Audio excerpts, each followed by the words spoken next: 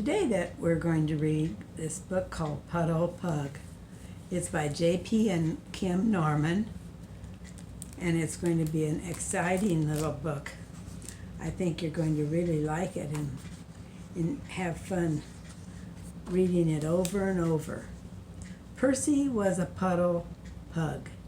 He loved puddles of every sort. Swamp puddles, stomp puddles, ready for a romp puddle, foggy puddles, froggy puddles, deeper than a doggy puddles. Just look at all the puddles he liked. He had fun at. Swampy, froggy, foggy, and deeper.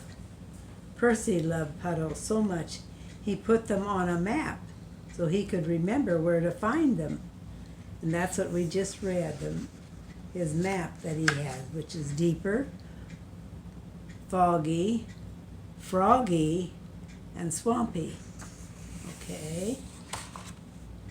All of Percy's puddles were pleasing, but he had yet to find the perfect puddle.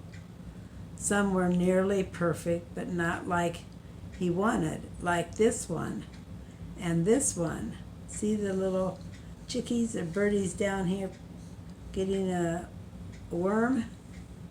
And this one, there's some ducks over there. He looked so sad. He didn't like that puddle, but something was always missing.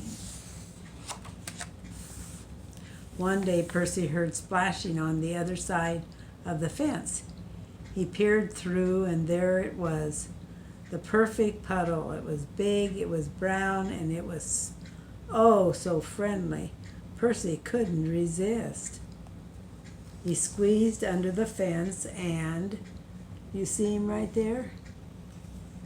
He's going to get into this puddle. Right here is Percy. He's going to splash. Oh, cool brown water. Oh, swishy, swashy mud. It was puddle paradise. Percy loved his new puddle. See, look, all the pigs with playing in this big puddle. There's even a mama pig playing also. But he was a pup. And they're probably pups too instead of pigs. They're probably pups. But his puddle did not love him back. Just look at him. That big dog, to me it looks more like a pig, didn't like that Percy was there in his puddle. Percy couldn't get that perfect puddle out of his head. On his daily walk, he couldn't enjoy the puddles like he did. Too buggy, too sluggy, too tiny, too spindly, or spinny. Just look at him. Just not quite like that, the rest of these puddles. Too smelly. Look at that skunk there. See? Too yelly. The geese were yelling at him. Too endless. He didn't like that one either. Too friendly, friendless. See, that was the one he liked. Only one puddle was just right, and it was behind the fence. Maybe I could blend in, Percy thought. Mama eyes twitched. Percy's tried sharing a tasty treat. Yeah, she is a pig over there in that puddle. Mama's nose twitched. He even tried an underwater route. Mama's tail twitched. Just look at her. And he pitched Percy out of the puddle. Just look at Mama. Thinks she's pretty smart, doesn't she? Here he had to come out of the puddle. Here he is. Sad, sad. One day Percy felt a drop of water on his head. Oh, good, rain means more puddles, he thought. But then the wind began to blow through the branches of the old tree. The whistle grew to a howl. Over his head, Percy heard a different sound, crack. Pigs and pugs scattered as the tree crashed into the wallow.